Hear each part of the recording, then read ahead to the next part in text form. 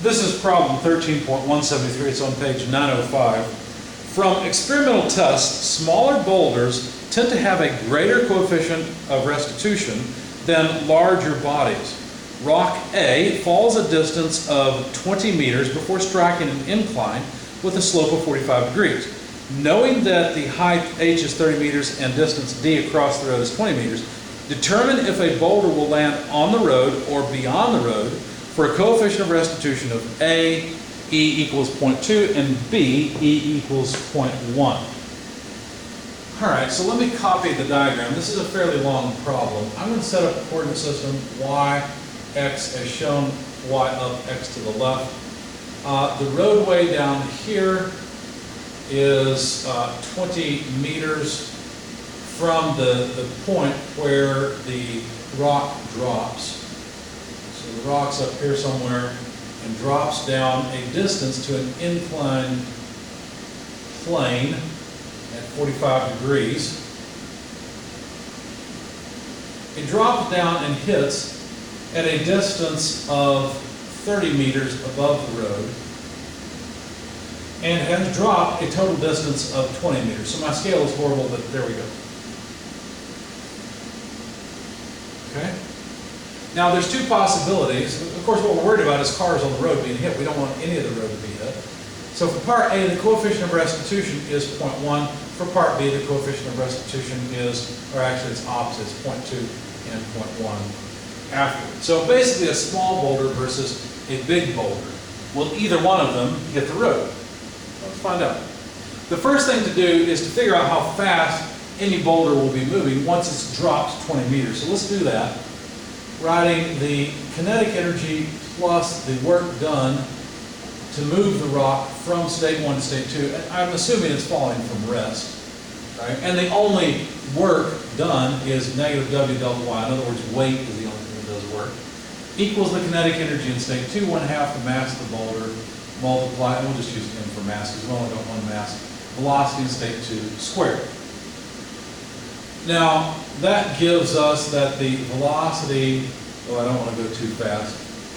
So, negative mg delta y equals, let's see, let's pull the 2 over here, mv2 squared, cancel the mass, and we've got velocity in state 2 must be equal to square root negative 2g delta y. So we can get the velocity of the big and the small rock for both cases, and then we'll erase this, that way we have a little bit more space. So the velocity in state 2 has to be root negative 2, 9.81 meters per second squared, multiplied by delta y. But delta y is negative 20 meters because the boulder falls, right? So we end up with a velocity, and I'm just going to jot it down over here because the rest of that part is not the interesting part. That's the energy part, which is easy. We have an incoming velocity, essentially, which I call V2. But we'll just call it incoming velocity V, equal to the result here, which is about 19.8091 meters per second. I would have rounded it farther, but that's an intermediate result, and I don't care about it very much. Okay? So now we've taken care of the energy part. Notice that this is a multi-part problem because we'll have to figure out how the thing bounces off, and then once it bounces off, its ballistic motion to figure out where it lands, right? Does it land on the road or not? So, let's sketch what happens during the impact. So there's our face. We'll take a normal direction like this, a tangential direction like this. The boulder comes down with its velocity and bounces off. Now, in what direction? Well, good question. I know that since this is a 45-degree angle, we're going to assume that the velocity in the tangent direction is constant. So if we have just as much of the vector in this direction before as we had, but we don't have as much normal direction velocity, well then it seems to me that it's going to come off at less than a 45-degree angle. So I'm just going to draw it that way, V prime coming off at a less than horizontal angle, okay? However, I'm going to call the angle here, theta. Okay, I don't know what the angle is yet, but we'll just call it theta for the time being. Now, the tangential component of the incoming velocity, well, let's see, if we drop a line here, make a right triangle, you can see that the tangential component right here, v sub t, is negative, isn't it? Okay, so that's negative v, and if you look at the angle, since it's a 45-degree angle, it doesn't really matter whether you sine or cosine, but it's correct to say it's 45 degree, it's sine of 45 degrees. I guess you could argue we know this angle also, but whatever, I'm just basing it on the original angle that was given. Anyway,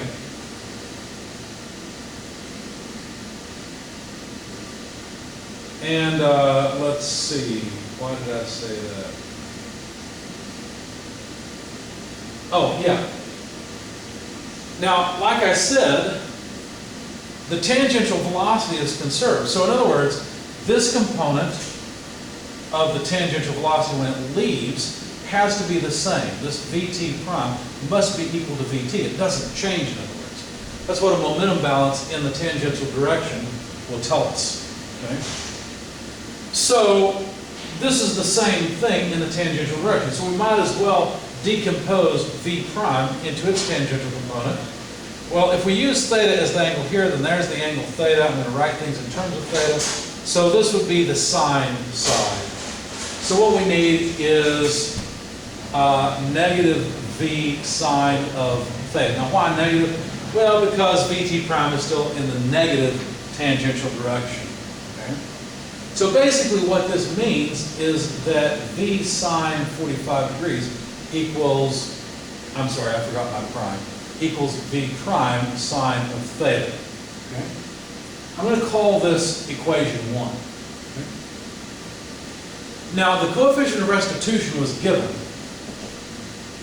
And the coefficient of restitution is really just, what does it talk about? It talks about how the velocity in the normal direction changes.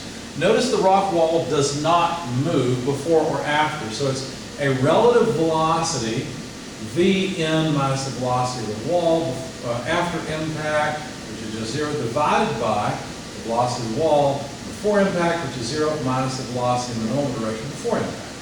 So this is nothing more than Vn prime over negative Vn. Okay? Now, if we consider the normal component, you'll notice that the original velocity has a positive normal component. Okay? So we could write, the negative sign comes from there, the positive normal component would simply be V multiplied by, for the tangent we use sine, so now we use cosine, 45 degrees, right? So V cosine 45 degrees. And in the resulting velocity, here's our Vt prime, our velocity after the impact. Okay? That is in the opposite to the normal direction, right? So that's a negative V prime multiplied by, well, there's our angle, so it's cosine of theta. We call this equation 2. Okay? Actually, let me not call that equation 2. Let me rearrange it just a bit. Let's see, so the two negatives will cancel, and we'll find that we've got E, V, cosine 45 degrees, all known quantities on the left-hand side, equals V prime cosine of theta. That's the equation I want it to be, equation 2. Why? Well, here's a trick you may or may not have seen. If you take equation 1 and square it and add the square of equation 2, why would you do that? That sounds like a pain. It's not. If you do that, you'll get V squared sine squared of 45 degrees on the left-hand side. We square this one, we get plus E squared, V squared, cosine squared 45 degrees. That's the sum of the square of the left-hand sides. Equals, let's see, I guess I'll break the line, equals on the right-hand side, V prime squared sine squared of theta, plus V prime squared cosine squared of theta. And if you remember trigonometry, what you'll remember is that we've got sine squared and cosine squared, which factor out and they're just 1. In other words, our result is v prime squared. Okay? So what this will allow us to do is calculate the total velocity of the rock when it's leaving.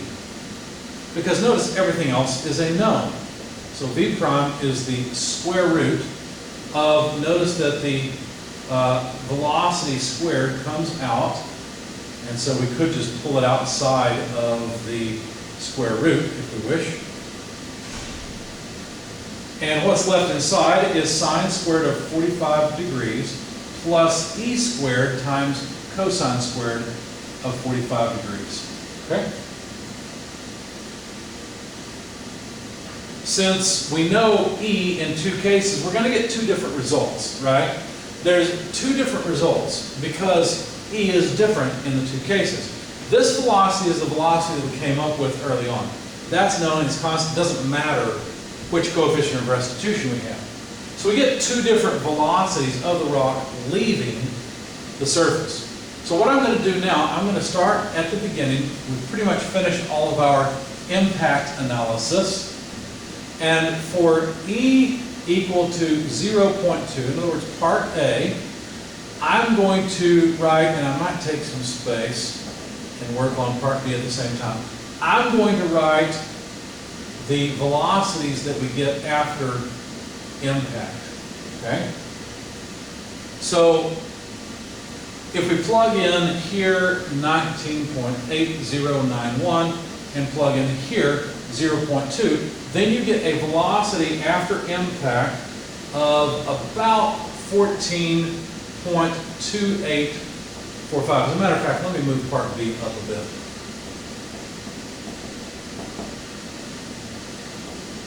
If we instead plug in 0.1 with the same initial velocity, because that's the velocity the rock has, regardless of whether it's large or small when it hits the face, then we get about, with 0.1, 14.0770. Not much difference. Looks like it's basically the same speed. However, notice we're not done. Unfortunately, I've erased equation 1 because what we could do is actually find the angle. Let me copy equation 1 down again. You'll recognize it. Equation 1 looked like this. It was, let's see, v sine 45 degrees equals v prime sine of theta. That was equation 1.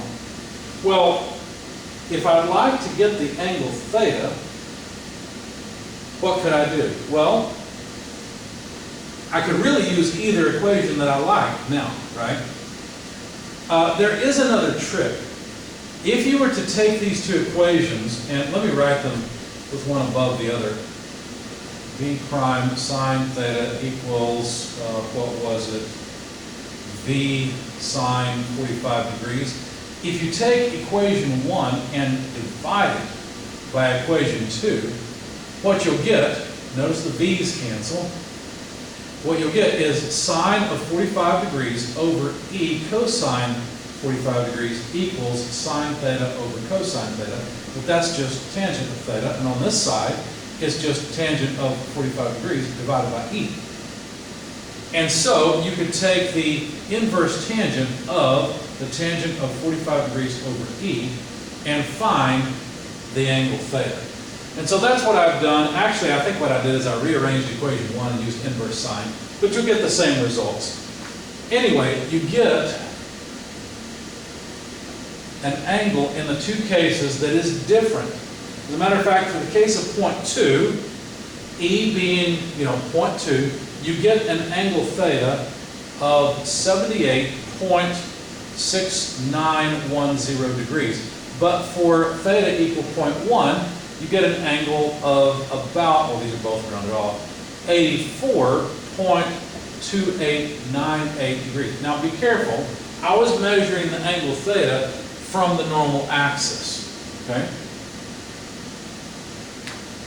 So now that we know the initial velocity of the rock as it leaves the surface, right? So now we're at the point where we don't care about any of that. We've just got a rock rocketing off, right, with some direction and angle.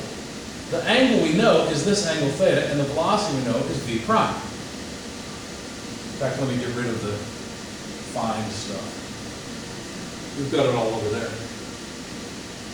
So now the question is, since this rock is going to fall down, will it hit the road or not? Well, let's find out. Now, it's a bit inconvenient to have the angle theta be relative to this normal line. Notice that with a horizontal line, I would really just have to take theta and subtract 45 degrees. So what I need to do is calculate an angle for these two. And I didn't give it a name in my solution, but let me call the angle here gamma. Okay? So gamma will be equal to theta minus 45 degrees. So it's a simple calculation to show that gamma is, for point 2, 33.6910. Hope that's not off the video. And gamma for point 1 is 39.2898 degrees. Okay? So now what we have really is just a projectile motion problem where we've got a body moving. It's got to move a total height of 30 meters. And our question is, will it clear the 20-meter span that's available when it's moving with some angle gamma? Okay, or when it starts with an angle gamma. So the first key is to realize that the initial x component, put that down here, v naught x is constant. There are no forces acting, no accelerations on the rock as it moves horizontally. So the initial velocity in the x direction is just, the total velocity in the x direction is just v prime cosine of theta. Not theta, pardon me, cosine of gamma. Okay? And the initial velocity in the y direction, well, it's moving against the coordinate. It's moving downward. So that would be v prime multiplied by, well, negative v prime multiplied by sine of gamma, right? So now we have the initial speeds down and to the left of the block. Now, I went ahead and calculated these for both, and I wish I'd left myself a little bit more room. But I didn't. Let me hope that the video has some space above and below. So the velocity in the x direction initially is different in the two cases, right? Because obviously the angle gamma is different in both. The initial velocity after the bounce is different in both. But we can use this equation to calculate the initial velocity in the x direction. So I did that for both cases. So for the case of point 1, no, actually for point 2, I got about 11.8853 meters per second for the velocity in the horizontal direction. For the case of point 1, I got 10 or so, 0.8949 meters per second. And for the y component velocity, I got negative, well, let's see if we plug in v naught or v prime of 14.2845, sine of 33.6910, we get negative 7.9238 meters per second. And in the second case, v naught y, same equation but different numbers because we've got a different v prime and a different gamma. So plugging it in here, we get, let's see, about negative 8.9142 meters per second. Okay? So the question is, how far does it go? Really, we'd like to find whether it goes farther than 20 meters or not. So to determine how far it goes, what we'll have to do at this point is figure out how long it takes for the rock to hit the ground. So if we write something like delta y equals v naught yt minus 1/2 gt squared, you should recognize this as a constant acceleration equation, where delta y is going to be the 30 meters, but we have to be careful It's a negative 30 meters because the rock moves downward, right? And V naught y, we know the acceleration of gravity is just 9.81 meters per second squared. I've already put the negative sign in here to indicate that it acts against the coordinate. But we have time. We don't really want time. We don't want to know how long it takes for the thing to drop. So let's go back and remember that the velocity in the x direction is constant, meaning that x minus x naught, if you like, equals the velocity in the x direction times time. So we could rearrange this and say that delta x, which is what we really care about, right? It's not 20 necessarily, we don't know what it is, divided by the initial velocity in the x direction is the amount of time, right? So however much time it takes for the rock to fall, that's the time we get to transition to the left and change the horizontal position. So if we now substitute this idea in, what we'll find is delta y equals v naught y times t, or in other words, delta x over v naught x, minus 1/2 g times t squared. But that's just delta x over v naught x, and we can square it. Okay? So that gets time out of the picture, so we don't really have to worry about it. Now, unfortunately, we're going to end up with a quadratic equation.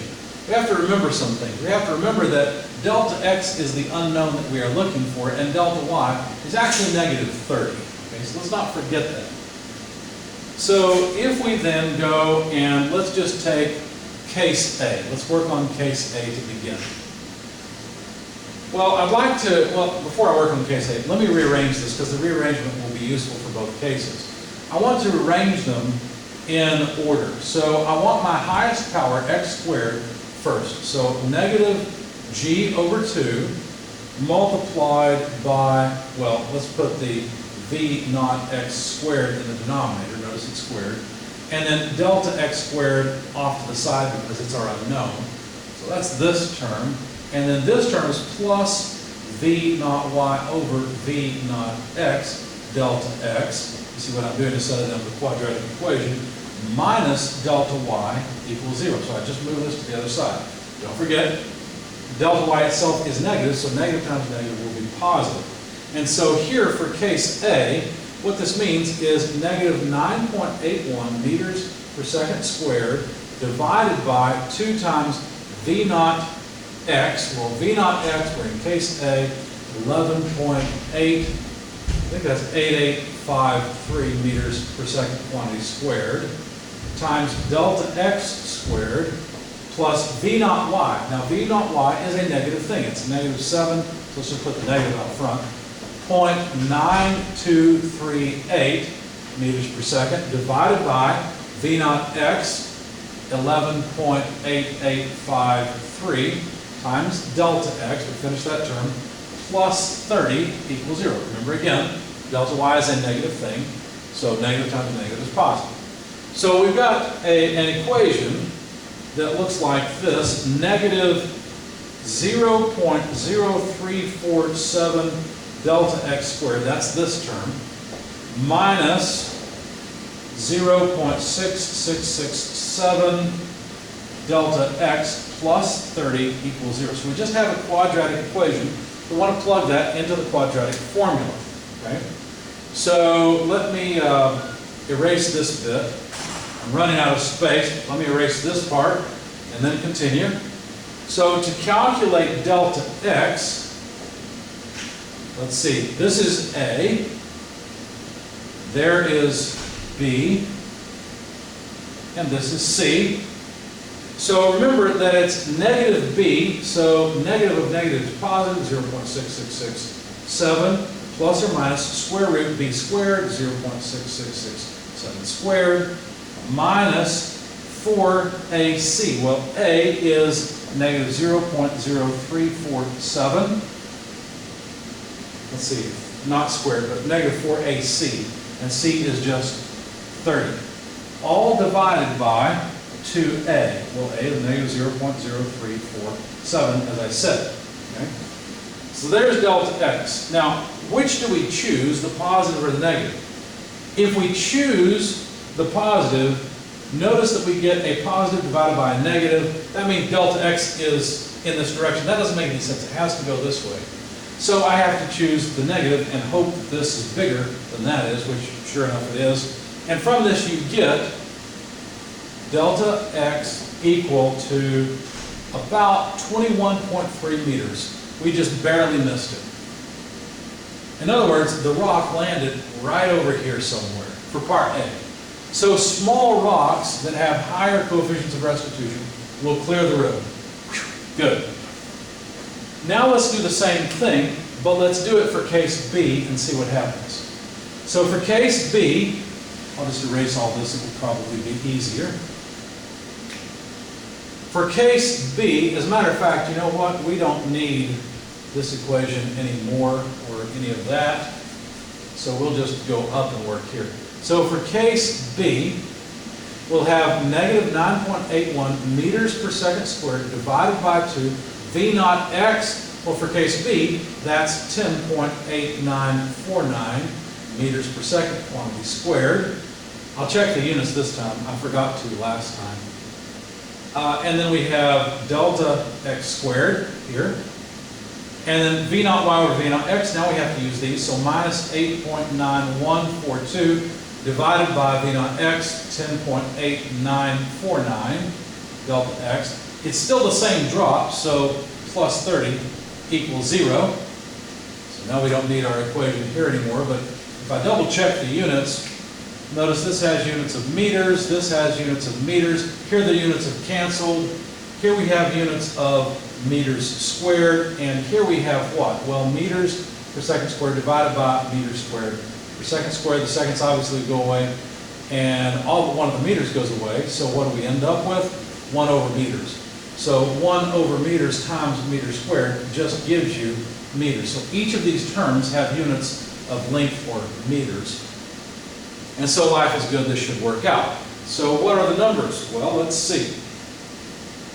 For this case, we get, for the first term, negative 0.0413, pretty close to what we had before, delta x squared, minus this ratio comes out to 0.8182 delta x, plus 30 equals 0. If we plug that then into the quadratic equation to solve for delta x is negative b, 0.8182, plus or minus square root 0.8182 squared, minus 4ac, a is negative 0.0413, c is 30 as it was before, divided by 2a, and that's a negative 0.0413. As before, we still have to choose the negative solution, because otherwise we'd have positive over negative and the rock would be going in the wrong direction.